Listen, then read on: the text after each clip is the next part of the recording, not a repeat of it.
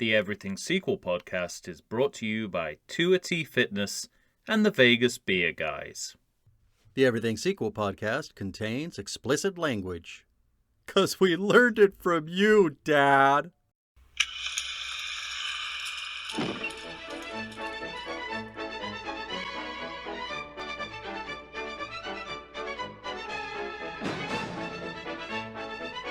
Hello and welcome to the Everything Sequel podcast. This is the Bad News Bears edition. Today we're talking the Bad News Bears in Breaking Training. My name is Michael Shantz of the How Dare You Awards. Joining me, the man ready to bean me for crowding the plate, Tom Stewart of Lonesome Whistle Productions. Hit him, Tom. Who sent this guy? Hitler? You know, sometimes as a writer, you're trying to find a funny way to say someone is a Nazi, but it just ends up confusing. Right? Because I'm thinking, Hitler sent him, like, as an agent? Like a spy? Right. I don't think that's what they were going for. Right. I think it was just a, your common or garden Nazi joke in a kid's film. Let's we got it, guys. We're all in agreement. A penny. We're all in any agreement. Kid's film, in any kid's film, 3 minutes in, yeah, you've got a Hitler joke, right? You got to hit with a Hitler joke. Am I right, guys? That's why they call it Hitler. That's why it's called Hitler. Let's go. You gotta hit them. I mean, I want this fucking writer's room hitting on all cylinders. We're starting with Hitler. And that's pretty much as tame as they get. Yeah, that's the best they can do. That's a good old-fashioned joke. Yeah, right. In this film, right? In this film. Like something that your parents can enjoy. Ladies and gentlemen, we're talking the Bad News Bears in Breaking Training, a 1977 film directed by one Michael Pressman. Tom, he's made some movies I know. Oh, great. I don't know this movie, but I love the title. The Great Texas Dynamite Chase. I'm going to have to make a note to watch that movie. Sign me up for that. Although, I don't want to be the bearer of bad news, but that can't possibly be as good as it sounds. I know. Yeah. We would have heard if it was as good as it sounds, we would have heard. We would have known about it. I think I said on the other podcast, on the How Dare You podcast, that Matt Aldrich, friend of the show, and we always wanted to make a movie called Super Big American Movie Cowboy Go. Yeah. And The Great Texas Dynamite Chase reminds me, it's an in-kind title. The same basic titular elements there. Yes, absolutely. Here are some movies I have heard of. Some Kind of Hero, a 1982 movie, I might add. Dr. Detroit, and the Teenage Mutant Ninja Turtles 2, The Secret of Ooze. So there you have it. And he produced directed. and he produced Lake Placid. Oh, I love that movie. Which is a movie I know you love. Yeah. Great movie. All right, Tom, he just... acts as well. Oh, does he? Oh. What has he been in? Anything we know? Frankie and Johnny Got Married. No. All right. I have no more information. I'm like the Johnny Cash, the memory of the Johnny Cash jackal in that episode of The Simpsons. I'm just your memory. I can't give out new information. New information. Greatest cameo of all. So good. I am a coyote. Sorry. I am a coyote. So, we're talking about a movie with 50% on Rotten Tomatoes. And don't disagree. I do not have information about budget or opening weekend. I couldn't find it anywhere. But in the USA and the world, this movie made $19.1 million. Okay. For whatever that's worth. Now, both these movies, this movie and the next movie we're going to talk about, It takes place in Tokyo. The next movie has some problematic credits, but they're both fairly simplified credits, right? In this one, we're gonna see credits over the kids coming to the baseball field. Well, when the movie started, I saw the 1970s Paramount logo. Yeah, me too. Made me very happy. Solemn silence, and I thought, maybe this won't be so bad. And it was immediately replaced by a school band style version of the 1812 Overture. Yeah. But that is the signature music for the Bad News Bears. Okay. Music I might also add, everyone's just heard. Yeah. And, well, in the next movie, it's the music from Curb Your Enthusiasm, which is a whole nother That's weird. debate we need to have. And then we're straight into a plus-sized kid, heavy breathing on a bike, eating Hershey bars. Yeah. It's a good indication of where we are historically. It's where we are historically, but I have some sadder news in regards to that. Because that kid... Sadder? Yeah. That kid playing Engelbert is not the original Engelbert from the first movie. For fuck's sake! You mean sad for me? So... You know what? I'm happy because I was certain you were going to say that kid dropped dead the day after they wrapped Goes to Japan. No, it's not that sad. He was the Chris Farley of his time. But what I do find... So in some ways I'm happy, but I understand why you labeled that as sad, because I feel shitty because it's so disappointing. Yeah, I feel shitty because the kid who originally played Engelbert in between the first movie and the second movie, and by the way, this movie died. No, this movie came out in 1977. The previous movie was 76. Oh yeah. So the next movie comes out 78. 78. I mean, they're right in succession, right? They are putting these movies on the fast track. But striking while the iron is hot. Right. That kid managed to grow a few feet and lose a bunch of weight. And so the producer said, "We can't have you in this movie. We got to have the fat jokes." So they booted him from the fucking movie. And part of me wonders terrible. Part of me wonders why I'm so surprised that the behind the scenes is as depressing as the movie itself. Because of course it's going to be. But still, I didn't see that coming. Yeah. All right, pop quiz for you, But this movie... So this movie introduces him like we're going to recognize him. Like immediately. And so in their mind, they're like, one fat kid is the same as another. Yep. Yeah. Oh, that's terrible. I knew that would get you. It's like those stories of the like the French showgirls who put in in Vegas who put on weight and then they had to take them out of the review. This is the opposite of that. Well, and did you notice he lost too much weight, so they couldn't have him as the fat kid. Couldn't have him as the fat kid. Did you notice, by the way? I'm sure you did. You're a savvy sequel watcher. That the fat kid Engelbert comes in. He's sitting in the dugout or on the steps outside the dugout, and he's munching away on something. And one of the other kids, what was it? Hershey bars. Hershey bars. One of the other kids manages to get a version of the title in under 2 minutes. Mm-hmm. Yeah. Right?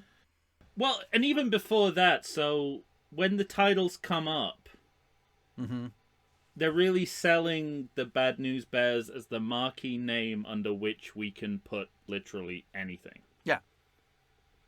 And what's interesting about that is that the previous movie came out in the past year, so it must have been either a phenomenon or the studio is kind of pushing their luck a little bit about how much. No, it's a big hit. But they're basically I'd have to look saying up how much of a hit. Okay. But also they reverse themselves in the next movie and have a completely different way of doing the title. Yeah. Oh no. Yeah. But it feels like that the introduction to these guys is going to be bigger based on the titles, don't you think? Like we just find them in the dugout reading magazines. Don't you think that's the 70s of it all, though? Yeah, no, I agree. But when I see those titles, the Bad News Bears in, I'm expecting a musical number to start. You've got the music. You want cartwheels and fireworks and flips. But I guess it's Ozzie Smith you know, style. He's a baseball player, Tom.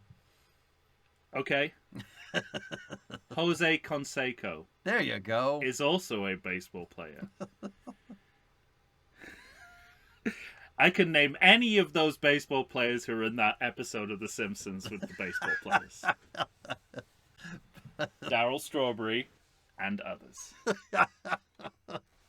Again, no information on how much it cost to make, but the gross for the original Bad News Bears is $32.2 million. Okay. So, did they just report the same number? Because as we know, in the 70s, studios were just embezzling the shit out of that's movies. true. It's a mannequin situation. Tom's looking to get a suit again.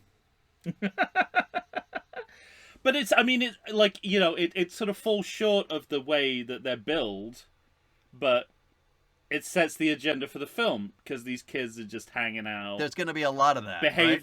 Behaving badly. Yeah. Cursing. And I noticed coming to this cold, it's a pretty diverse cast that we're getting up front. Like, I was not expecting, and then of course, you know, the Latino kids arrive, and I'm like, oh, okay, wow, this is. Oh man, I got something to say about when the coach arrives. I know once they do or don't open their mouths, that my feelings change, obviously. But what I'm saying is, at a superficial level, I'm going, well, this makeup of the cast, is you're right. Progressive for the time. Absolutely. Until something happens, and then if the film had ended there, no notes. It would have been fine. Actually, one note: don't put the fat kid on the bike, heavy breathing. Apart from that,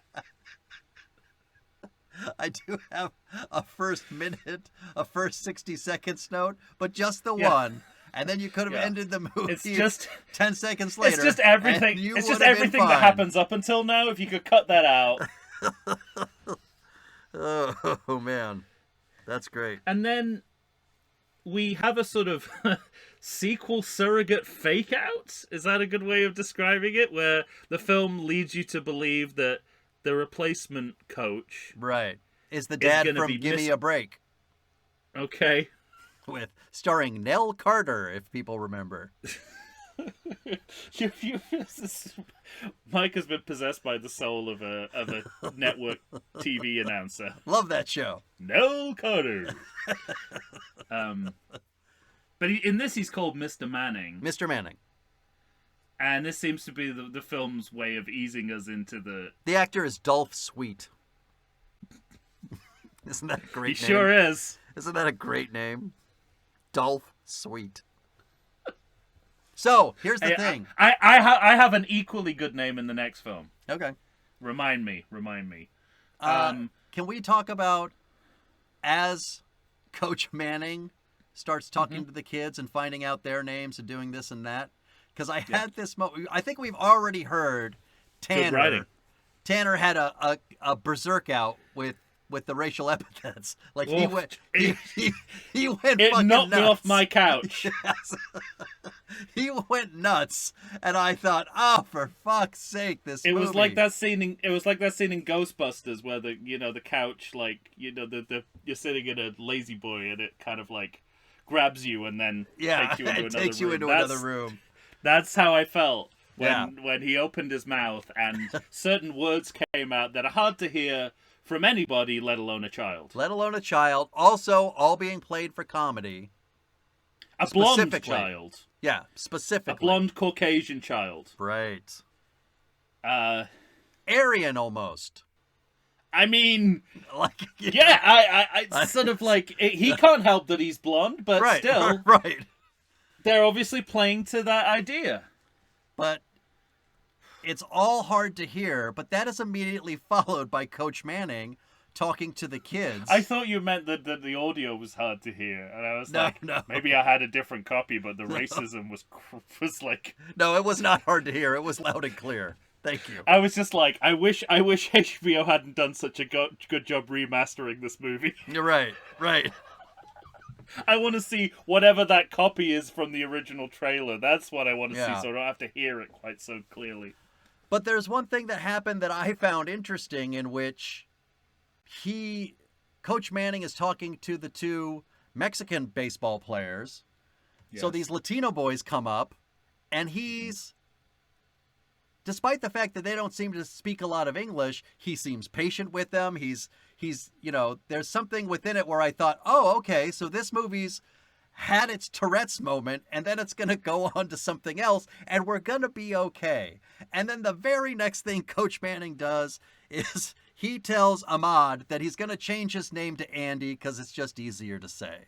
And I thought, for fuck's sake, we're fucked. We're completely fucked. But this movie is going to upset me a lot.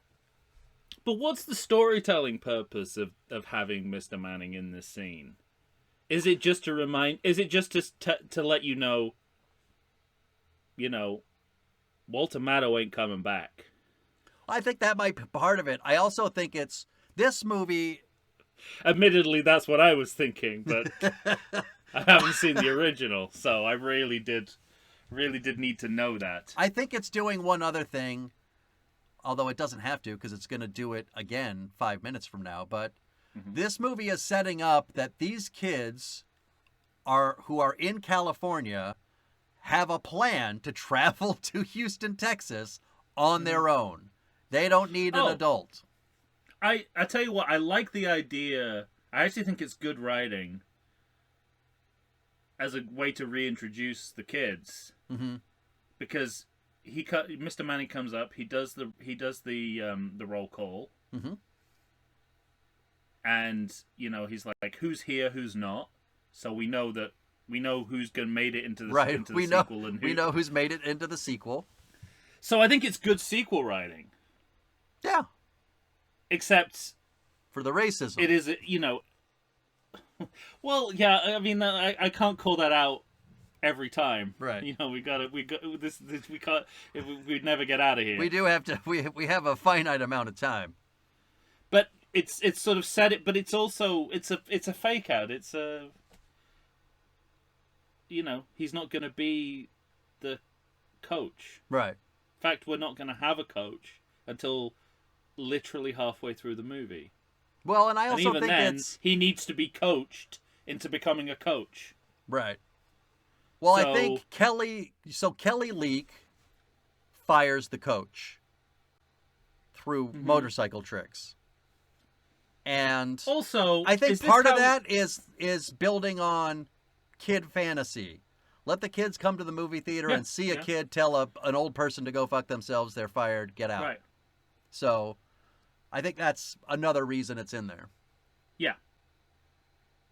So now, also, I have a pop question for you. No, I have a question before you move on. All right. I know what you're trying to do.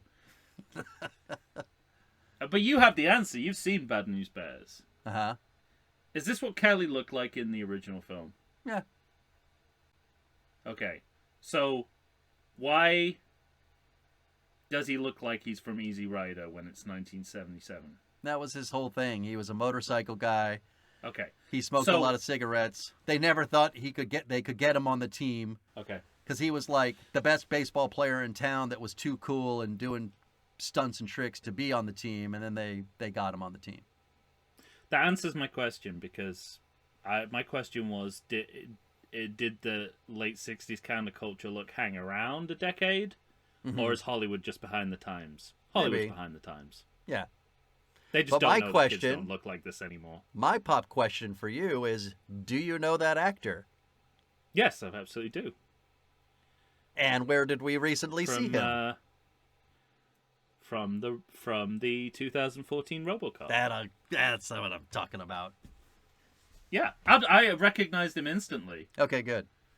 Well, when we were talking about that movie, I mentioned the name Jackie Earle Haley, and you seem to have no idea who he was. But I recognize faces. Now, knowing that you never saw Bad News Bears, it makes more sense.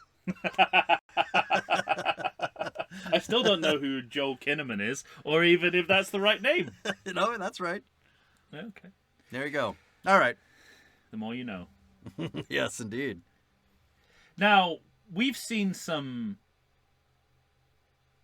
imbasses involving photographs Mm-hmm. I don't think we've ever had an example where a photograph is handed to a character in the film of themselves in the previous movie that is also a character who will not be in the movie. Right. I mean, this is like Imbas Pinball. Ticking too many boxes at once. And this scene is... So it was this kid... Oh, God. I really didn't think I'd have to do it with this series. I thought it was clear. So is this the actor who played Timmy Looper? Is that his name? I believe so, yeah. Okay. And is he not allowed to speak? Or did they not pay him to speak? No, I think he was always just the shy kid, if memory serves. So he was the kid who But they probably saved some money by not having him maybe, as a I don't know, part. yeah. But that's the other thing. Like, I mean, you read IMDb notes. Like, did this kid really have a broken bone? Is that why he couldn't be in the movie? Not before he came to set. Yeah, right. Or did this happen on set? Did they decide before filming started? I'm very curious about all these things. I am too, and it was a weird sort of... Because clearly it's not the issue that he's either changed body type or gone through puberty, because he's... No, yeah, he seems the same. So it's just an odd... Because he even...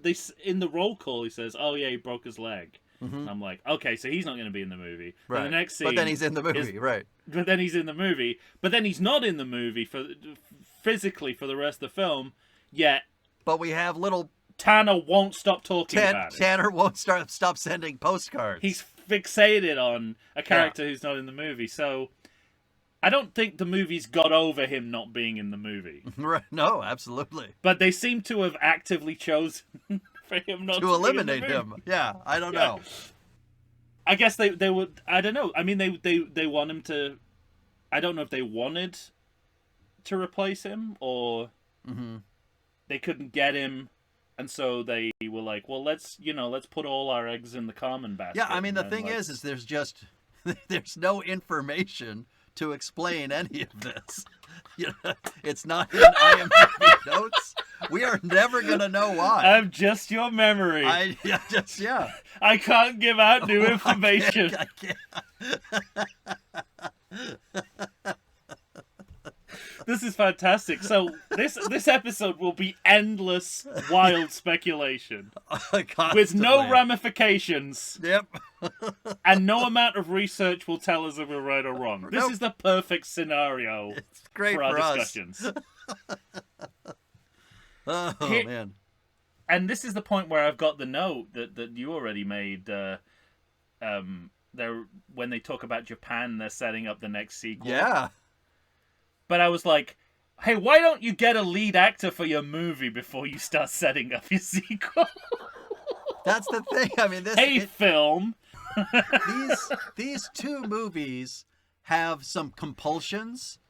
And one of this movie's compulsions is to put adults to the side until they're absolutely necessary. Ring-a-ding-ding, one William Devane, please. We need him in the story. This movie's half over. Crazy. Yeah. And we mentioned this in the ranking episode. What's with these slow reaction shots? I know, yeah. And I think it is a combination of holding for laughter and the kids need a few seconds to spring to life. Maybe, but... I mean, I also... are we... Because right after that, we have this part where the kids are all at dinner. And they're explaining to their parents... The dinner montage, yeah. Dinner montage about how the kids are going to get to Houston. And we're down 2 coaches at this point. Right. So we're down... 2 fake coaches. Including the groundskeeper. The groundskeeper is coming into it now. So... That's part of the plan, which, by the way, the next movie completely ignores. But So in this movie, we're going to get what looks like thoughtful parenting. Who is this man? When are you guys going? How much money do you need? Yeah. One of my questions was, how funny is these dinner scenes supposed to be? Because you have parents saying things like, "Who is this man?" And then the response is, "Oh, he's been at the fields a long time." And that's it. Yeah, no, I think so. I think there's a lot going on, Because they start to say the least, seeming as in though this they want it to be montage. a comedy, and then they devolve into Well, it's got a lot of different projects. One, I think, is a good impulse that it wants to show all these families cut between them yeah, to kind of normalize the ethnic differences to make it seem like they're all, through the families food are they're the same eating, of everywhere. course. Well, but that's it. That's the problem. Like if the food if the food wasn't so ethnically slanted Yeah, that they're eating, you would come away from that sequence like, oh, if you were ignorant or just didn't have experience of different kinds of people, you'd be like, oh, I guess we're all the same. Yeah. Families are all the same. But the food that they're eating undermines that point. this movie seems to say families are all different. But it's also making that point in a interesting way, which is to say, like, childhood is different depending on Yeah, no, that's true. how much money, on what ethnicity you're from, how much money you had growing up. And you get that in the kids' responses to how Yeah. much money they need. Right. And that was And I found kind of interesting. Yeah, it was acknowledging there are class and economic differences Yeah. from this. This team is a literal melting pot. And I think the button works quite well. Of I did $4, too, with Engelbert. $4 for the both of us. Oh, I thought Engelbert was the button when he Oh, says yeah, that's true. $60 to Sub-button. $80. Yeah, Right after the $4 for both of us. $4. Yeah, you're Yeah. right. You're right. That is the button. And so, but that's a lot to pack into that one I sequence. know. Yeah. Yeah. Because you're trying to say, look at them, they're all the same. Actually, they're all different. And you know what? Let's make a point about how they're all different. Because that's America. See now. Melting I'm like, pot. Jesus Yes. Christ, Yes. that's a lot for so much. Star wipe and we're out. I know it's, I this is a scene where I actually admired the aspirations, more than the execution, but Yeah. then it makes an entirely different point than the one it starts to make, and you're like, guys, pick a lane, Right. pick a representational lane. Did you think that the old man, the groundskeeper, was going to go with them?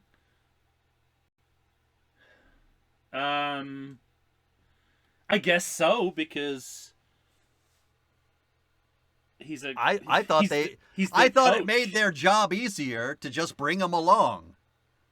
And then, Yeah. because it seems the kids' goal, they think that they're good enough that they can handle practice and handle driving and handle getting halfway across the country all Yeah. on their own. They want the big adventure. I think the movie's a little unclear about what's going on in Houston. Is it just California versus Texas? Is it All I the know best is versus the best? Because they also, if I was to ask you what you think happened at I the don't like where you're end, going with this. if I was to ask you what happened at the end of the first movie, what would you say? They won their chicken shit competition, and then the prize was they went to the Houston Aerodome to play Yeah, they lose that game. a good team. Okay. Jesus Christ. So why are they going to Houston? I don't know. The movie famously ends with Tanner Boyle saying, "Yeah, we'll wait So till they- next year." They really are Rocky. Yeah. And then the funny Wow. part is that this movie is constantly calling them the California champs. Thanks for the spoilers.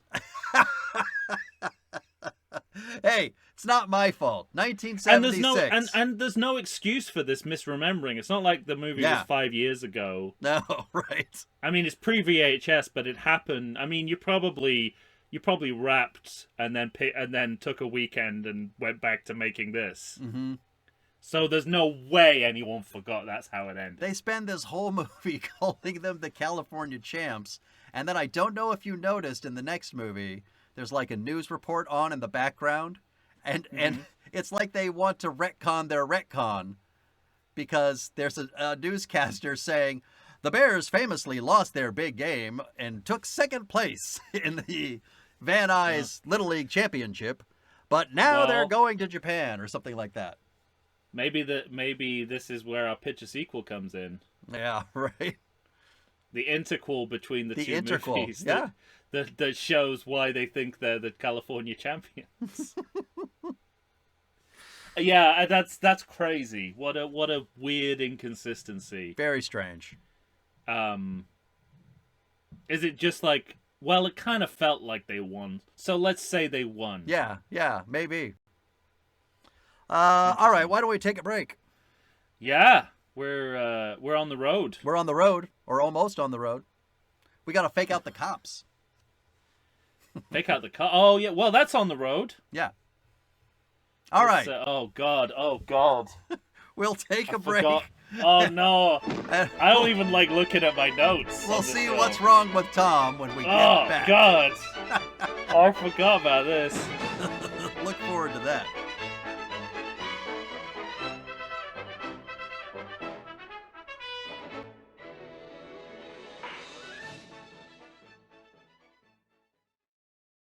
Does the coronavirus have you feeling oogie? Have you been sitting on your couch for weeks? Nay, have you been sitting on there for months?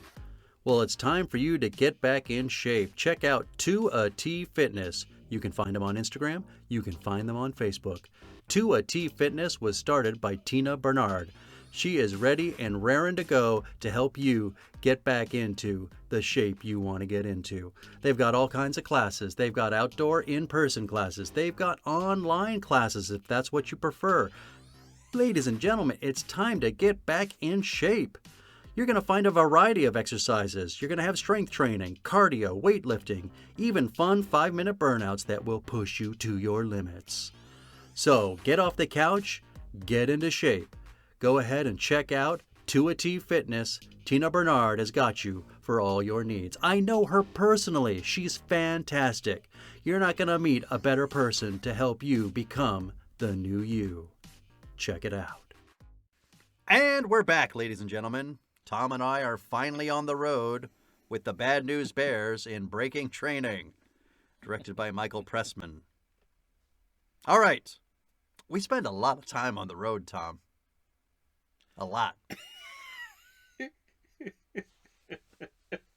Yeah, you think it's just going to be that one montage, and then it just keeps going and going and going. You realize it's not actually a montage, it's the title sequence for the half hour of the film that is just on the road. Yeah. And that, I mean, this is where I get the sense of like, this is like real time capsule stuff for the, 70s road movie. The music. Yeah. The way that the even the way the driving is filled, and this is one of my 5 easy pieces moments. Right? Yeah, I was like, is that something they're consciously trying to capture? A 5 easy. I think it might just be as like, I mean, they're a little. Well, it's like, I think it's just because they're in 77, they have the. And Rocky's a little bit like this as well. They've got the benefit of being able to look back over a decade of cinema and kind of cherry pick whatever they want. And that's what I think is going on here. Okay. And and the music is typical of what you'd imagine. Life is looking good. Yeah. I mean, we talked before.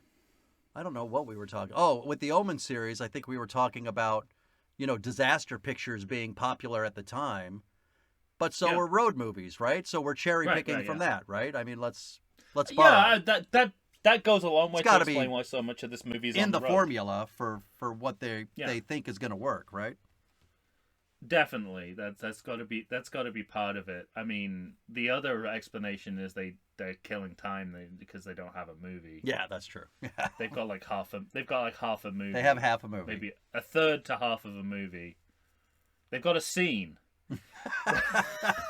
There's more than a scene, be fair. There's more than a scene. There's about a third of a movie, so they can afford to be leisurely here. And I think it's I think part of the idea is, I think they believe they can rely on the kids to be fun and interesting enough to keep an audience's attention until we get to baseball. It's also a sequel convention, isn't it? You make your characters travel. Yeah, as a way of doing something different. I mean, usually it's about going to another country. I suppose they do that in the next film. Yeah, well, they get there. They get there. So do one of us have the courage to set our sequels in space? That's my question.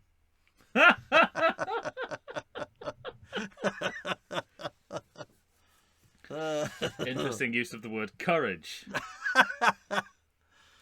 Well, my next note is according to the Fast and the Furious trailer, the Fast X trailer, apparently you can come back from space as well. I assume once you're up there, you're there. You don't come back, but they're back on Earth. They're back in remote South American towns. I think you have to, you have to make sure the car hits the window at the right angle.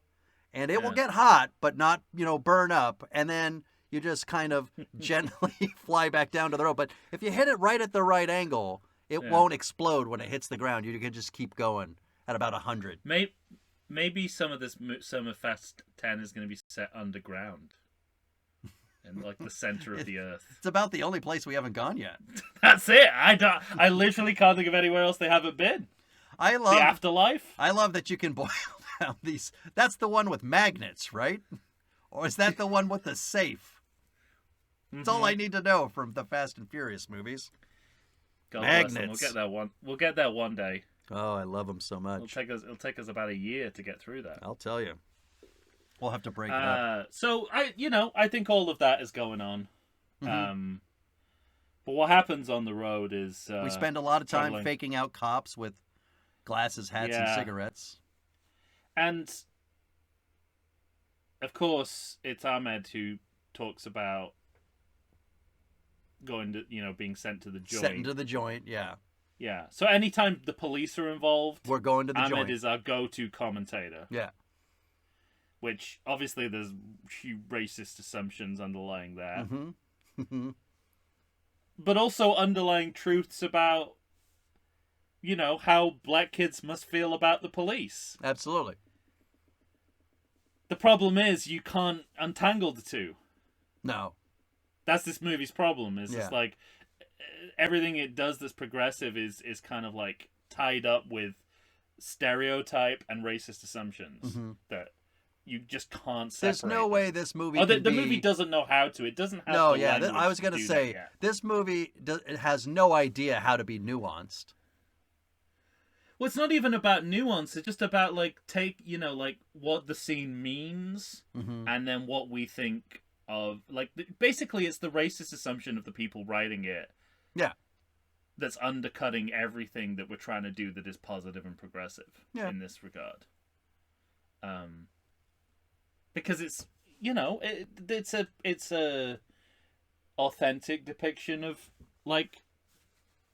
it means something different when a cop pulls you over if you're white. If you're white, or as opposed to being black, absolutely. Oh, and even even not that they refer to this, but also the Mexican kids as well. Yeah, sure.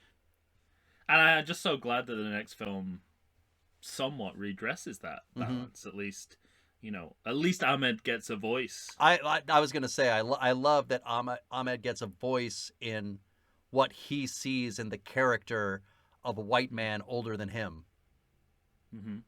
Yeah. Who's fucking about. But that's for the next film. Right now, it's just crazy schemes and subterfuge. Right now, we're just having a kid go into the hotel for his parents so that they can get a room. And, I mean, this doesn't have a lot of narrative importance beyond, let's get some fat jokes in, let's have Tanner be a little more racist, and then let's understand that Kelly has a father. Don't forget Carmen going to the convenience store to get Playboys. Get some porn. Yeah. But this is what I mean. It's like this interesting blend of the adult underworld and the child fantasy world. So it's like crime, porn, racism, and pillow fights. Yeah, right. And then, it's like I wrote that note, and then I thought, I thought, I don't know, it wasn't central to my childhood fantasies to eat a bucket of KFC on the toilet No. with a hotel room full of children around me. As a child. But I might have taken the opportunity. Just to clarify. I might have taken... Not that was ever my fantasy, but it would have only been my fantasy I might if I have was taken a child. the opportunity had it been presented to me. Yeah.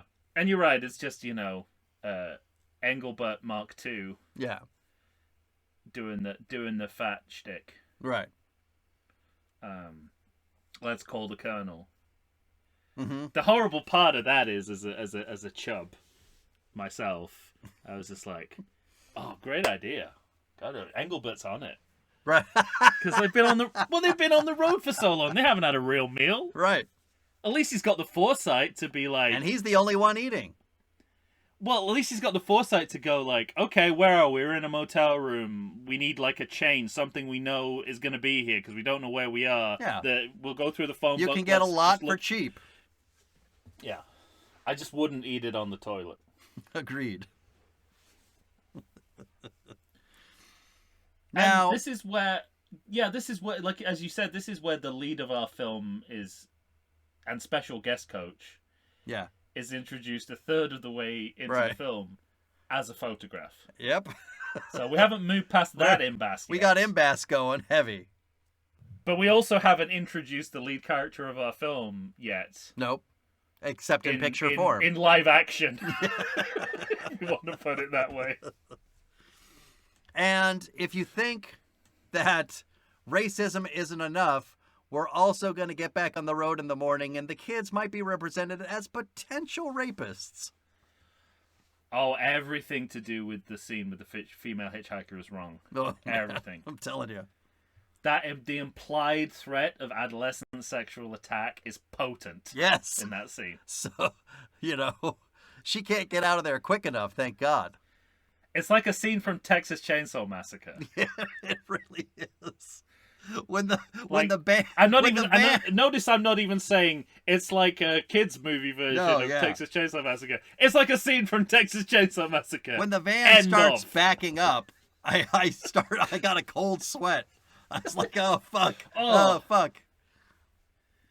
Oh man, I mean, did not like it. And the other thing they do in the hotel room before that horrifying scene is they watch what. Do you know what the movie is they're watching?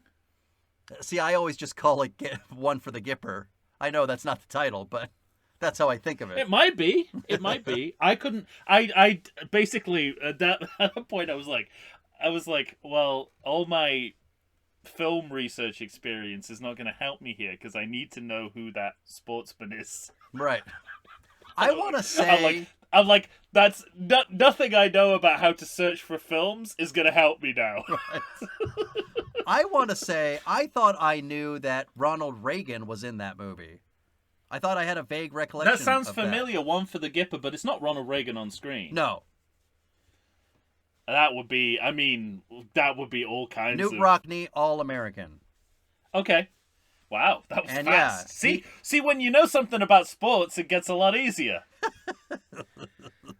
But and again, I can see Ronald Reagan in bed. Well, I think Ronald Reagan is the Gipper. You need to seek therapy for that problem. So this is something I wanted to ask you about, but like I feel like in older media, kids like habitually watch media that to them is already like 30, 40 years old, as if that's all they watch. They never watch the latest cartoons.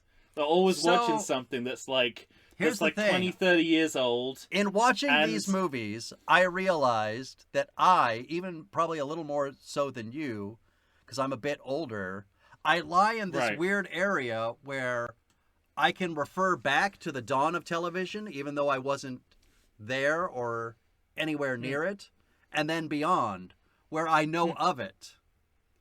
And, interesting. I mean, Saturday morning cartoons, if you were watching Bugs Bunny, you thought you were watching Bugs Bunny right now. But those, a lot of those cartoons were made in the 40s and 50s. Yeah. Yeah. So, Interesting. Okay. and I think that's just part of it. So I think that's Okay. part of, television So you watching at knew- the time. As We're a not child, you so knew far down the line Yeah. that there were as many options as some people might think. And so, old movies, old television shows, you knew about I Love Lucy, you knew about The Honeymooners, you rewatched Leave It to Interesting. Beaver and Gilligan's Island, even if you weren't seeing them in their first run. Syndication, So you knew who the- big for kids my age. So you knew who the Marx Brothers were as a child? Yeah. Wow, that's crazy. hmm Their films were made in the 30s. I was just somebody the other day at my job said something that reminded me of Who's on First. And so I Yeah. said Who's on First, and I got blank stares. Oh, And Jesus nobody knew what Christ. the fuck I was talking about. I said Abbott And and you Costello? can't explain it, can you? It's like you can't go. Well, it was a yeah. 40s Fordville Standard Don't think I didn't pull out my phone and say, "Listen to this, goddammit." during World War II on radio. Yes. They'll be like, okay. We're talking How about one old of the are you? seminal comedy bits in the history of comedy. Just, at least know Jesus, it exists. Are you a thawed out caveman? What the fuck? Yeah, well, that's the thing. I mean, there was a So that some portion of that the when- film, though, kind of wrapped me up in some nostalgia of Yeah. what I watched at the time. That was interesting to me. Okay. But I I'll admit defer that to you. my age person might be, within a 10-year gap. What might Well, I be the wonder- only person, that knows about that. But I wonder how much. I wonder how much it they were trying to reflect, like you say, that weird in between Mm-hmm. media consumption, and how much it was just like, there's this old Paramount movie that we can get for yeah. free. For sure, yeah. I'm sure that's part That's of it. about sport. It's Yeah. got to be part of it. Yeah. Because they do it in the next movie as well. Sure. But it's, And I bet those are both Paramount movies. Oh, yeah. Yeah. I agree. But I think, it does speak to the idea of kids at that time. You watched what was on. There were only 3 channels. Yeah. And television Absolutely. turned off at midnight. I just don't understand why they're showing you stuff from the 1930s. That's what I can't connect. There were no baseball television shows yet. Yeah. You could have been listening to maybe they could have had I'm the luckiest man on the face of the earth. So maybe we should have had a Lou Gehrig speech, at least kept it in baseball. I consider myself the luckiest man. Good. Just That's it's interesting that it's not just an not even idea. baseball. Bad News Bears in breaking training. Just an idea. But that definitely means they couldn't get the rights to a baseball movie. The fact that they're showing a football movie. Yeah, it must be. Yeah, I agree. And of course we're prevaricating because we got the scene with the Native Americans coming up. Yeah. Which, as we said off mic, it starts off racist. It doesn't stay racist, though. It doesn't stay. That's the most racist it gets. Yeah. Actually, by the end of it, the Native Americans are somewhat normalized Yeah. through the medium of baseball. I like that lead kid that says, "We play baseball." Yeah. We're going to give you a sound thumping, Bad News Bears. Yeah, and it makes more sense now to know that they lost their last game because Yeah, because they're not very good they're in this horrible. game. Yeah. Even I can tell they're horrible, and I don't know the rules of baseball. So let me ask you this: 30 minutes into the Yeah. movie, first baseball. first baseball, 30 minutes in, having not seen the original movie, did the idea that these kids thought that they could play the game without any help from a coach, was that playing for you? Yeah, that was playing. That was Okay. playing for me because it was represented through Carmen, who is Right. clearly a fantasist. Yeah. I knew that he wasn't gonna live up to whatever he was Billing. billing himself Yeah. as. And then that starts your kind of character arc. It's like, oh, you realize this guy is like a fragile I forgot it does. egoist. It does end with racism too, Oh, Jesus, what? because they say it looks like we've been scalped. Oh, for fuck's sake! God, what does it say that I didn't even notice that? Yeah. Jesus. Okay, so it's at least a sandwich of racism where the filling is It's less racist. It's a racism cookie. Just not too sweet. And you know, it makes, I guess, I don't know, is it good sequel writing or bad sequel writing? That, I guess, good that we're spending more time on Carmen. Yeah, I mean, you have a new character, so you're giving him a lot of airtime. The thing I found most fascinating about this character, because I saw his name and it's Baio, so I was like, holy fucking shit, this guy's related to Scott Baio for sure. And I looked it up, and of course he's his cousin. Oh, and he this, is? Yeah. Related to him. And this was completely unfair to the kid. And I think it was just because of the character. But I just kept, like, we talked at the beginning of the shit we don't know. I'll never have an answer to this. But I just feared that this actor was going around saying, hey, you know who I am? You want to meet Scott Baio or not? Sit down and shut the fuck up. That is so unfair. I know. Just, you're reading it through the prism of Carmen. I know. Not that poor kid.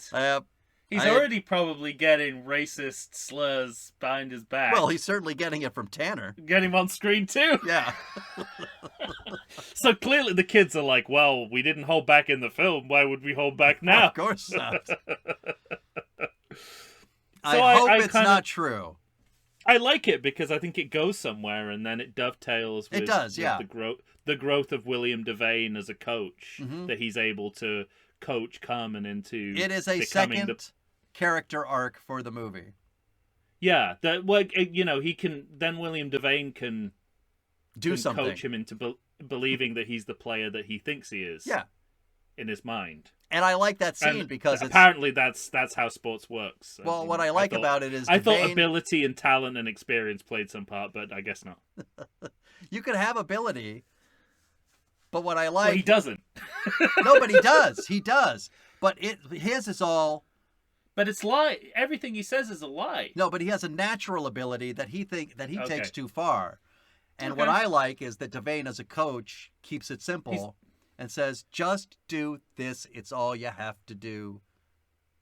You can do it. Is it somewhat implied that he's never played baseball before, though? I don't think so. Okay. That's what I got from it. But well, I mean, he boasts... Because he lies about everything else. Nothing else that's he true. Says is true. I mean, he boasts to Kelly Leak that he's a good baseball player and he's a good pitcher. And when he played baseball back east. When we see this portion of the movie, we get Kelly confronting him and saying, what the fuck? I relied on you. You told me you were good. He goes, I am good. And so what I think is, maybe he had some success. Maybe it's that thing you do. But he's not going to say, oh, by the way, I made it all up. Can I still come with you? But it's, at one point he talks to Engelbert about his 8 different kinds of pitches. A kid this But he's age, a fantasist. Yeah, he can't throw a slider. He can't throw... a 4-seam, there's just things he can't do. He could throw probably a fastball and a curveball, and that's all he needs to do. In Little League, that's all you really need to do. Done. I agree. Is that right? Yes. I want that on the record. Okay, good. Yeah, so Tanner's sending a postcard to... the guy who's not in the film. Right. One of many interactions and conversations about this character that we have. Yeah. And then we're going to meet the other team, right?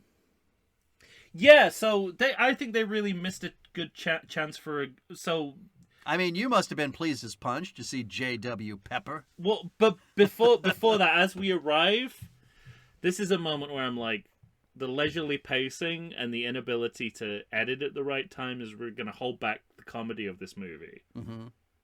Because before we see the team doing the jumping jacks, Carmen's sort of saying, like, oh, these guys will be easy to beat. And then we get an establishing shot of the of the van going into the ground, and then we see them do the jumping jacks. But for the irony of that to translate, you need to cut on the line and go straight to the jumping jacks. Yeah. It's just weird that no one in the film thought of doing that. Yes, right. And that's a classic 70s movie cut. Sure. Anyway, but yes, I mean, yeah, I Clifton James once again. Yes, sir. They've got famous a Midwesterner Clifton selection. James. Midwesterner Clifton James, and another one of his Stetson roles. There you go. Talk about building a career out of one character. Yeah. Even the late and sadly departed Richard Belzer could learn something. Yeah, right. From Clifton James. And this is where I was like, is this an Aftermath sequel? Because they're waiting for the bears. Yeah, it's all... The previous movie set up that this was where they were going to go. It was like their right to come... Like they already booked it. Defend their non-championship in Texas. And yet, I guess if you're going to retcon, don't restack at the same time, because... Yeah, right. They don't like go, hey, remember when they lost the game? That somehow means that they're in this game. But I felt like we're seeing another side of baseball because the coaches are yelling at the kids for not doing their jumping jacks right. So you got that sense of, it's like you can work hard to become better, but when your sport becomes a chore, then it's no longer fun. And so in that way, they paint this team pretty well as the enemy and the not fun team with the bad coaches and the mean kids. And, all of that I recognize as conventional movie making. That makes sense. Yes, absolutely. Yeah. And there's a lot of that in the next movie as well. Yeah, I think there they is. come to that the same conclusion with the Tokyo team. But they become friends, which I also, I'm not harping on that. I like that in that movie. No, but that's they arrive at this totally different route, right. but they arrive at the same place. Yeah. Which is sort of like, it's only a game, and right. You have to enjoy what you do. It's not, it's not about winning or making the most money. And then my next note is nowhere in American sports. Yeah, no. I mean, right now we got dads beating up other kids on the team. And moms, too. It's craziness. Anyway. It is. I heard a justification of that from the horse's mouth, so to speak. Oh? And I was in a physical therapy session the other day, and I heard one of those moms who had attacked... Oh, man. During the game, like, stand up for herself doing that. And I was just taken aback, like,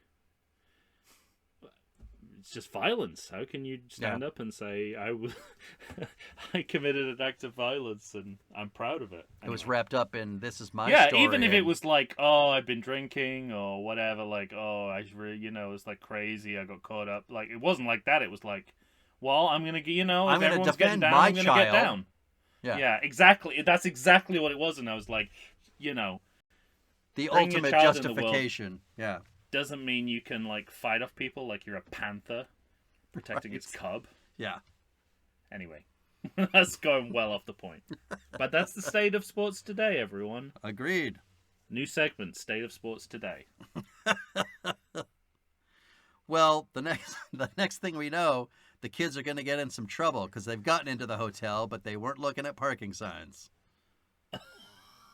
But luckily, we get Lane Smith out of it. Yes, as the cop. Yeah. Yeah. I thought I recognized him. Yeah. Yeah. Also, this is where Kelly goes to see Dad. Goes to the, what is it, like a lead pipe plant? Yeah, it looks like it. I thought this was this is when the movie Amazing started scene. To win me over because I thought it was so interesting that his dad walks by him and doesn't recognize him, and then the movie brings that up later. That was smart. I really like that. I think everything in the scenes between these two are great. Apparently, they hated each other. They had to be separated from fist fights during the filming of this movie. Don't ruin it for me. I'm sorry. Fist fights? Yeah. One of them is a grown man, the other is a child. I know. All I could say is maybe Jackie Earle Haley was as big a handful as his character. Fist fights? That's unbelievable. How the fuck does that happen? I don't know. Yeah. No, but I'll say this for them. They had some good scenes together. They have some great scenes together. So I agree completely. I mean, this is where the movie starts to get some weight. And for me, it becomes an interest. This is where the movie starts for me. Well, absolutely. I mean, not least because we finally see our protagonist. Yeah, true. And William Devane is William Devane. So. Yeah, and the movie takes a dramatic turn. He's a surrogate, and he's not Walter Matthau, but yeah, I'm not going to be upset when I see William Devane is going to be in my movie. Yeah, and it's a beautifully acted scene. Yeah. And like I say, this is one of those scenes, blink and you're in 5 easy pieces. Yeah. But, enough of that. Let's write a letter to Looper. We got to. And this is the end of this scene, as he's, we fade to black on the voiceover of him writing the letter, marking the midpoint of the movie. Mm-hmm. So, like you say, there's some sense of structure here. A little bit. A little bit. Is that just so people know to go to the bathroom, get some more popcorn? Or... Perhaps. And then you're also right, the movie starts here because this is... They start playing baseball. The baseball half of the movie. Yeah. We're into training. Well, I was going to say, why don't we, since we're about to get to training, why don't we take another break and then come back? Sure. All right, then. Yeah. We'll get to the baseball in the third segment of this show right after this. Still better than Karate Kid Part 2. Oh, how dare you.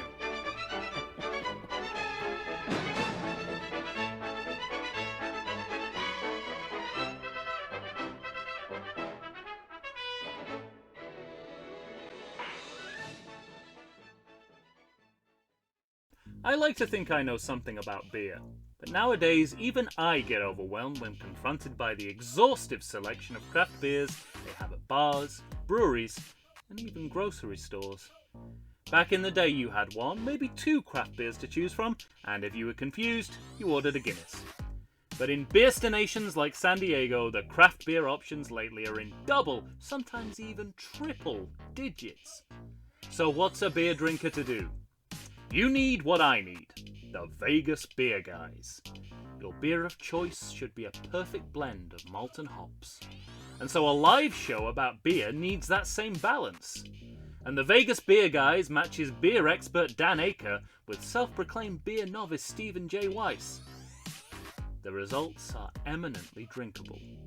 They're on Facebook, they're on Instagram.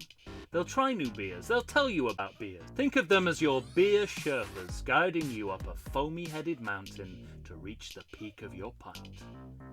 God, I need a beer.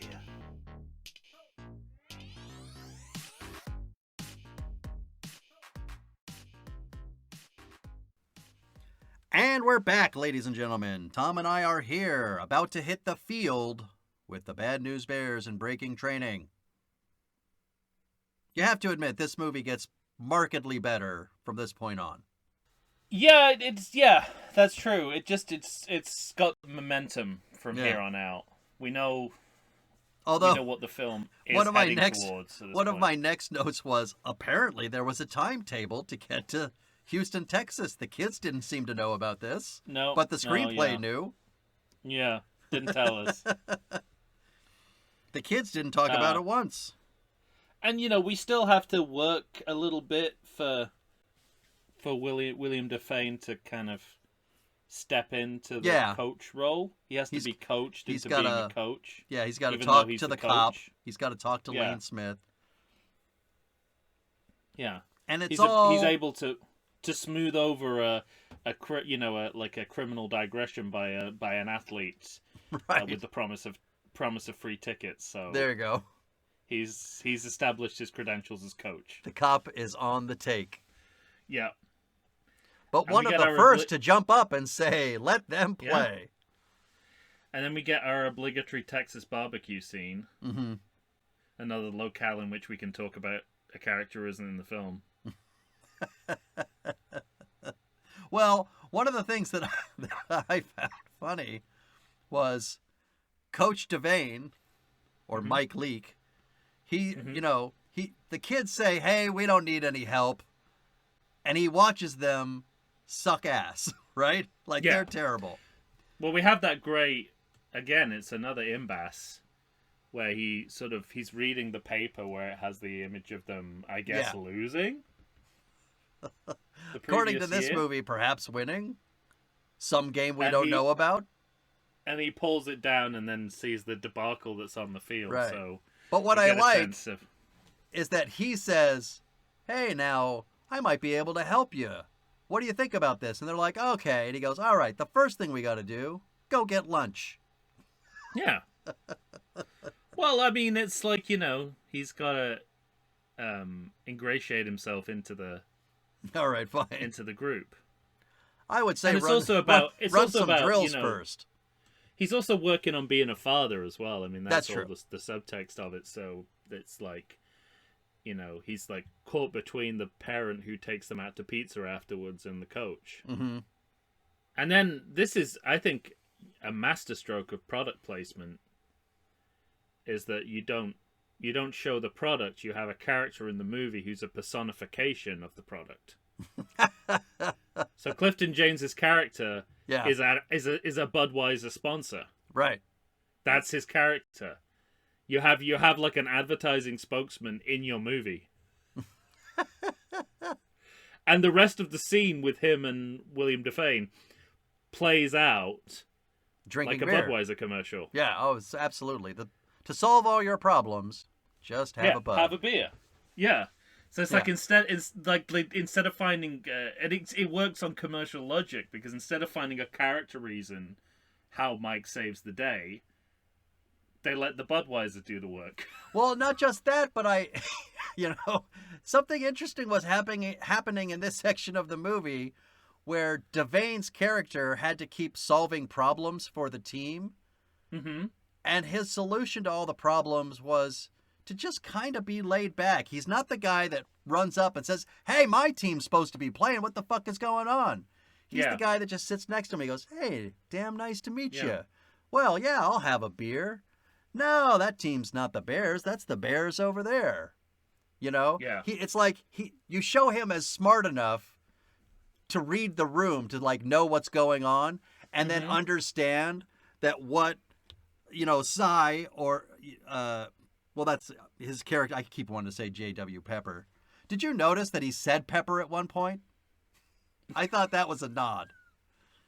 Because in baseball, you can play Pepper, just... You're working a bit too hard if you're trying to find a nod to J.W. Pepper in Clifton James's performance, where he's wearing a Stetson throughout and plays a Budweiser spokesman. But I like that Devane can read the room and kind of wile his way in. I liked that. I mean, it's what you want in a. I mean, I have to assume Walter Matthau did not take the same approach. No, his is more about convincing players to come on the team, convince his daughter, convince Kelly Leak. Mm-hmm. Well, those two especially, but one pitcher, one hitter, and then just make the others better. It does seem like they have an understanding that whoever they pick for the coach, it has to be different from the guy that came before. Yeah. And not necessarily the coach you would expect, because I think that's partly what Mr. Manning is about, right? It's like, this is the obvious replacement, but we're not, it's just low hanging fruit. We're going to find it another way. Right. I think And the movie, the movie works. is also smart. One thing I thought they did was smart was they show a good amount of Devane playing baseball, so he looks like he's like he can play the part. It gives him some, since we're so late in the movie, it gives him some credibility with the audience to show that he can. Yeah, and that's why they have him team around. That's why they have him troubleshooting as soon as he's in the film, because you've got to make up for lost time. He hasn't been in half the movie. You've got to find out who this guy is and why he's important to the movie. He's going to make sure every kid can catch a ground ball, catch a pop-up, get the ball to first.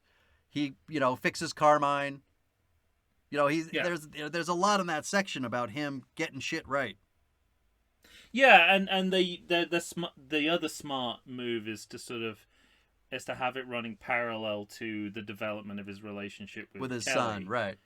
Being the estranged father and how that conflict kind of comes to a head with him coaching the team. Because as he starts building relationships, I think that's all really well observed. Yeah. Because I think as he starts building relationships with the other kids on the team, that's where Kelly starts regressing and drawing back a bit. Yeah. And that's smart. Just gives an emotional weight to those scenes. Absolutely. Without leaning too hard into it. And then they have a real another scene that I think is really great when they have that kind of knockdown, drag out argument over all of this. Oh yeah. It's good. Absolutely. Yeah. And again in this scene with he's coaching Carmen and getting him to capitalize on whatever unclear potential he has. Mm-hmm. And I like how these scenes are there's some really weirdly good camera work and editing in these scenes. Yeah, right. That kind of comes out of nowhere. I feel like there's a frustrated second unit director who got to do these days. He's like, I could do better. Because are you talking about Kelly running away like that? Even before that, even before that, the hotel corridor. There's this amazing kind of like tracking shot. Yeah. With all this great in-camera blocking, with the kids just going crazy They're going nuts. From room to room. Right.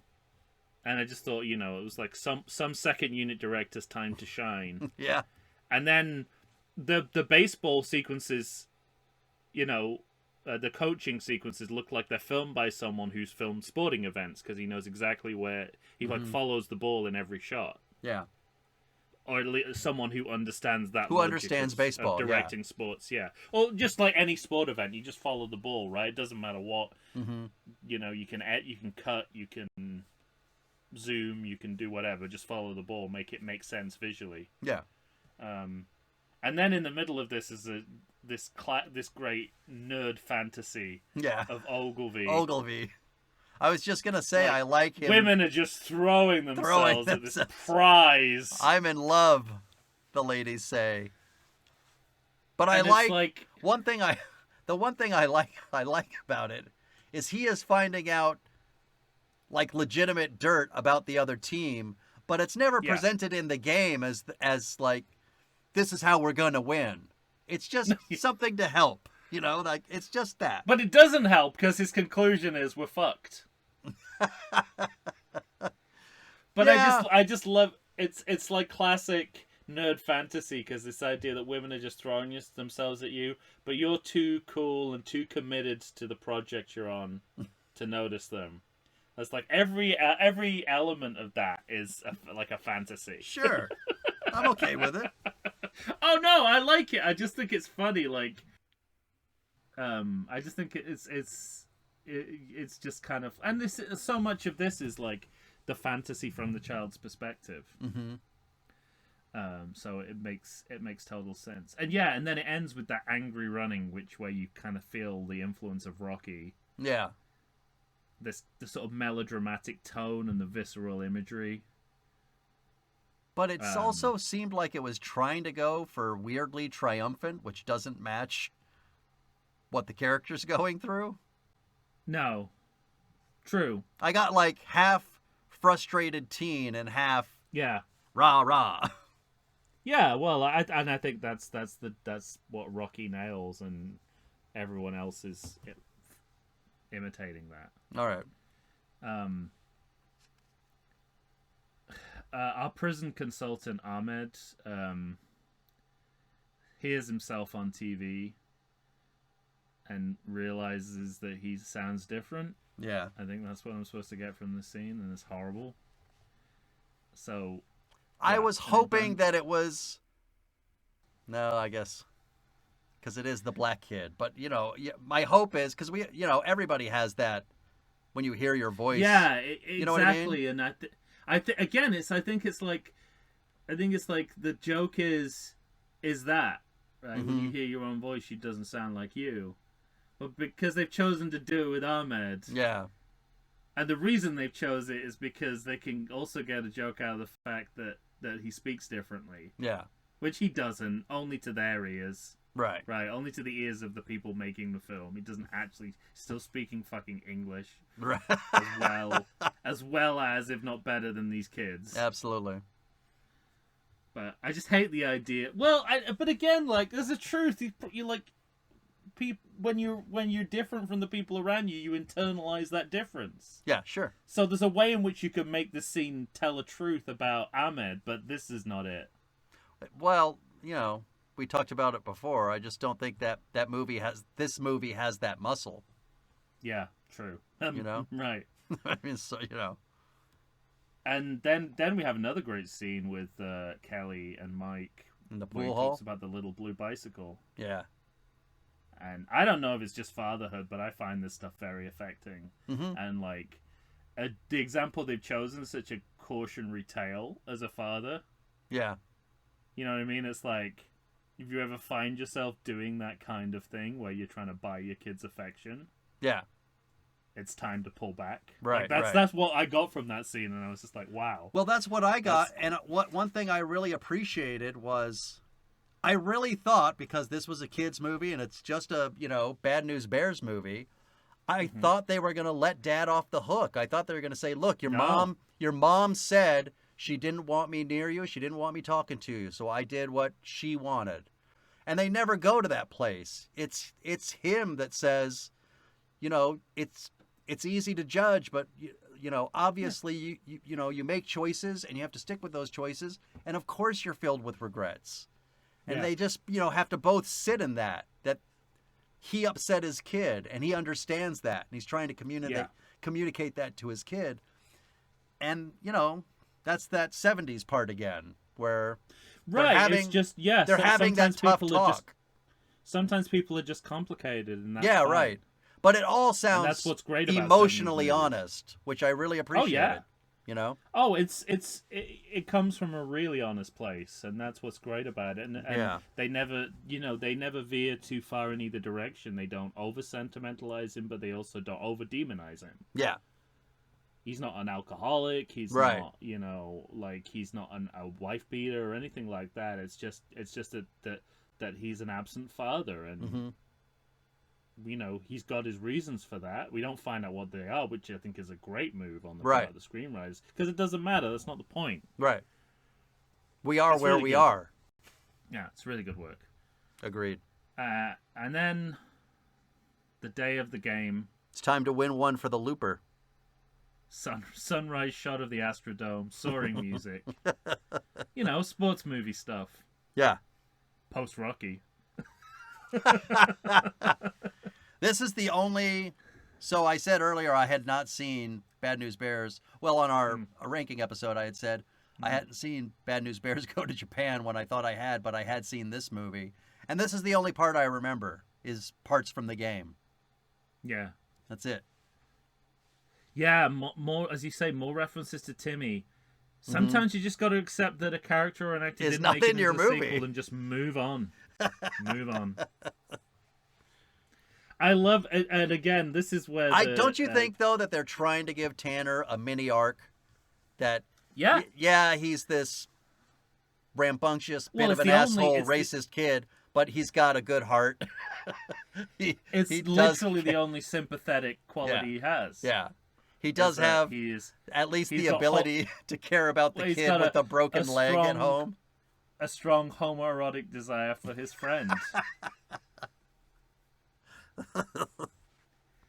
And this is where the Clifton James Budweiser commercial really pays off, because a lot is made in world about the generosity and support for young people and sport from Anheuser-Busch. Right. I like the way the game is filmed as well. And there's, again, probably the same second unit director was on that day. Just this kind of like nice flow to the editing, wide shots cutting between the pitching and the catching. Oh, yeah. I also wish every baseball game I attended had this level of narration so I could follow exactly what's going on. I think great. This is you were able to follow along. Then you understood that. Well, this is it. Like the 2-0 and the 5-0. My threshold is the kind of the card game in the Bond film, right? Where you shouldn't have to know the rules to understand what's going on, and this film achieves that. But the Ghost of Japan that doesn't meet that threshold for me. Okay, fine. They even managed to sneak in some commentary about the way sports has become entertainment, where he says, the 4th of July when the fireworks go off. And yeah, this scene works pretty well. And again, as you said in the ranking episode, and as you and Matt have talked about on Project 1982 before, you have to find a way to make the champion the underdog again. Right. Not that they were ever champions. But yeah, they weren't technically the champions, but they are. Yeah. Yeah. So now it's that, the stadium staff call the game. Mm-hmm. When they're down. They're down 5-0, and all of a sudden the game's called due to time constraints. Yeah. And it's so they become the underdog against the big system again. Right. That's this movie's way of doing it. And then I love that. It's Tanner Boyle's defiance that rallies the team. A great image. This screaming racist kid out on the diamond in an empty field. Saying, hey, we're not done yet. Yeah. I think it works really well. I think it would have been a better tribute to the 1970s film if the movie ended there. Just Tanner running around screaming racist slurs with these two these two stadium staff chasing after him. Oh, shit. Could be like a Robert Altman movie, right.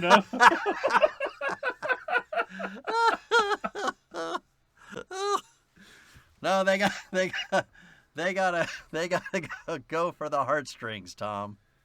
Well, we've got to get in our obligatory sports cameos, right? We've got to get our actual Houston Astros players. None of which you know, right? None of which I know. And who are performed exactly as awkwardly as they're introduced. Yeah. They did not... if they're the best actors in the team, my God. I hope it was just who was available that day. Yeah. Not acting chops. Don't ask too much of them, Tom. I know, but... I mean, there's a lot of... Athletes are expected to be a little more savvy with the media today. I don't know that was true at the time. Historically, there's been a lot of crossover between sports and acting, though. There's been, sure. O.J. Simpson and other Jim Brown. examples. Jim Brown. Yeah. But you're talking about, guys who had a lot of charisma. The Rock. And that's not, that's not most... professional Terry athletes. Crews. There you go. And he used to play football? I think so. And he was a wrestler too, I think, right? I don't know. I don't know. Well, this is when you get the famous chant, let them play. Let them play. Let them play. And they've got the support of actual baseball players and from the Houston Astros. Yeah, right. And the good people at Anheuser-Busch. Of course. But it looks like, from the way the movie plays it, it's the sign guy who makes the that makes the call, decision right? to carry on. And I thought it was, since the two guys who are chasing Tanner, I like that they are the had ones to give who up. come on and go, the game is off. Yeah. Don't they get to make that decision? Not apparently. Apparently not. I love that they had to look up at the scoreboard and just kind of tuck their tail between their legs and go. Yeah. But I guess, I suppose if you follow the logic, the sign guy is responding to the crowd. Yeah. And at that point, democracy just takes over. Well, I imagine there was some guy in some room that said, you know what, let him play. Turn that sign on Yeah. or off or whatever. You know? That's And how I then imagine it. Ahmed quotes Muhammad Ali. Of course. In context, a progressive move, but just such limited thinking from the writers about. Can't you I give him suppose- one break? Yeah, can you get him like a de-racialized? Yeah, they just don't. That's the thing is they wouldn't think of it, would they? They wouldn't think of like. They could have said, I feel like the luckiest man on the face of the earth. They could have gone with that Yeah, for a second time. and then when they get back into the game, they have their secret play, Yeah.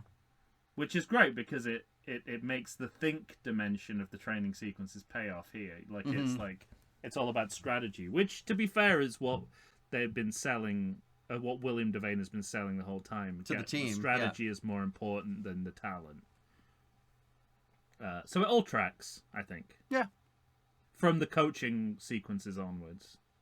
And I thought Although it was... the idea that this Texas crowd is cheering for a Californian team, almost as crazy as the Russian ovation in Rocky IV. You're right.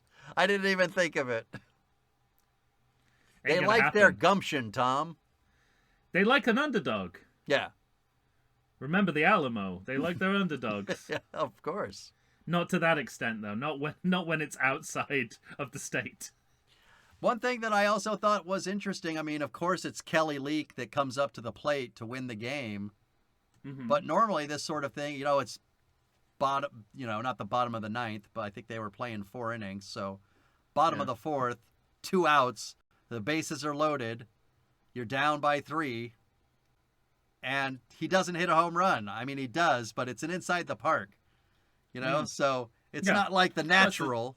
It's the 70s. Yeah, you gotta have some running Rocky and some loses. bobbles and some fun.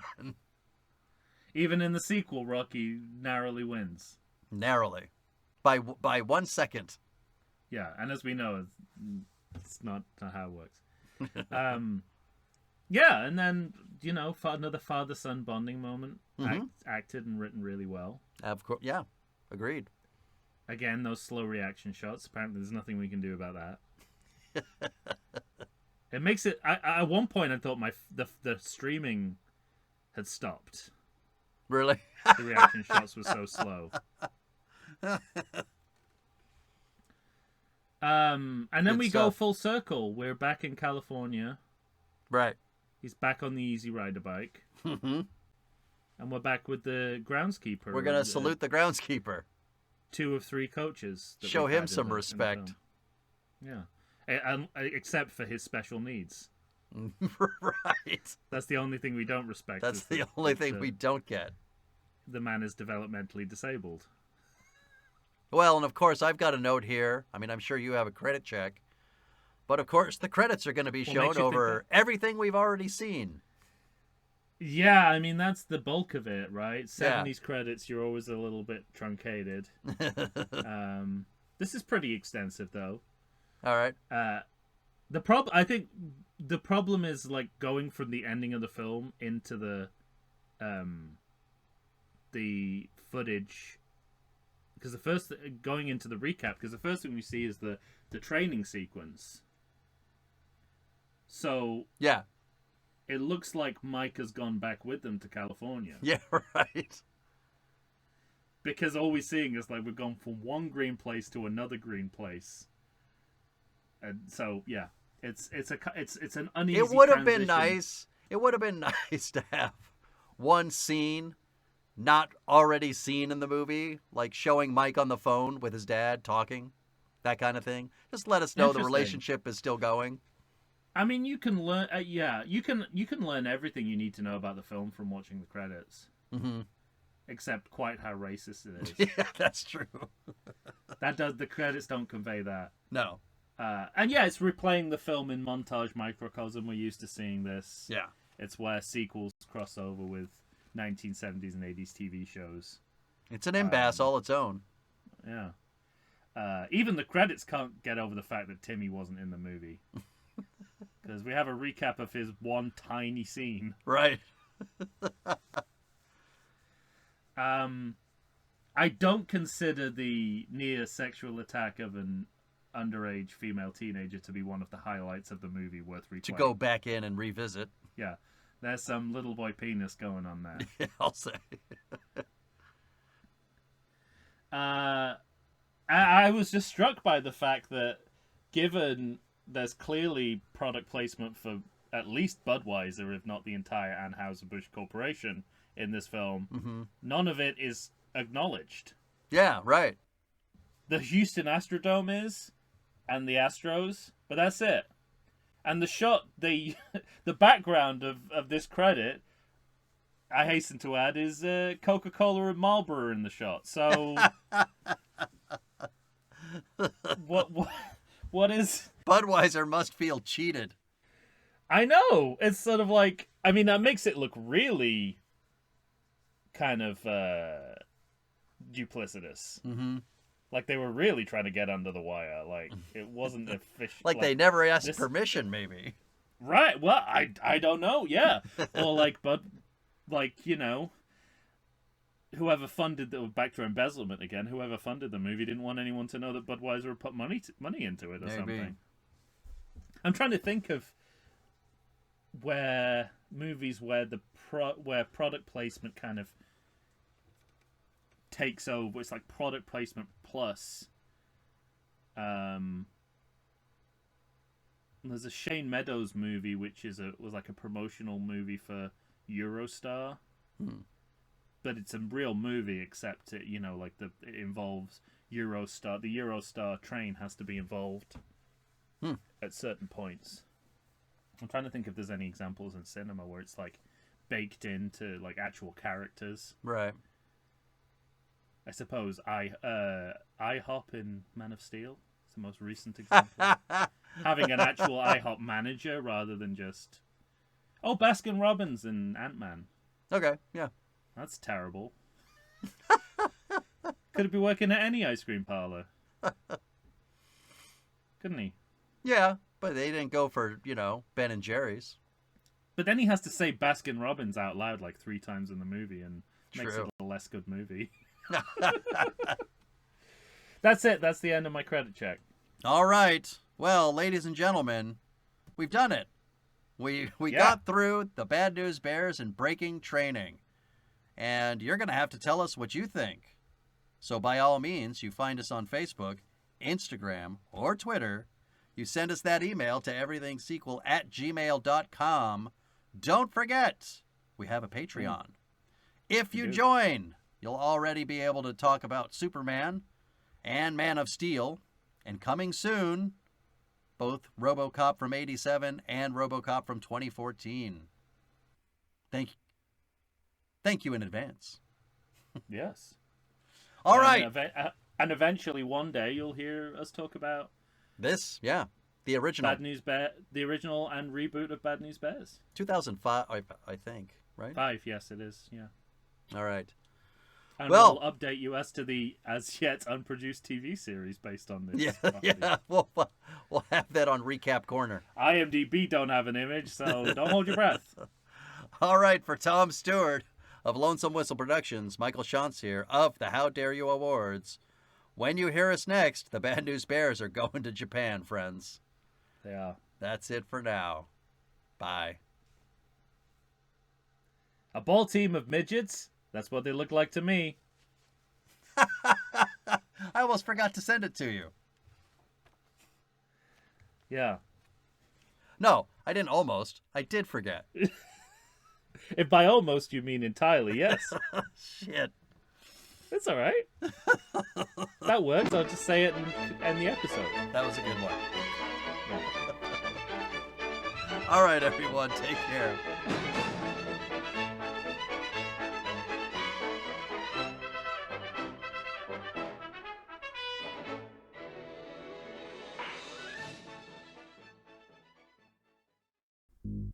Did you know that the Everything Sequel podcast has a sequel? It's our Patreon, and for a low monthly donation, you can get up to 2 exclusive, full-length, ad-free bonus episodes.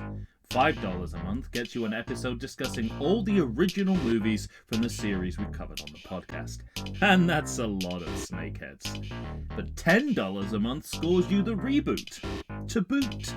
Support Everything Sequel on Patreon and reap the benefits of amazing brand new content you quite literally can't get anywhere else.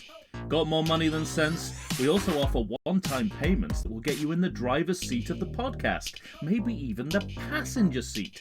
That metaphor doesn't work, but our show does. So join the Patreon and believe the hype.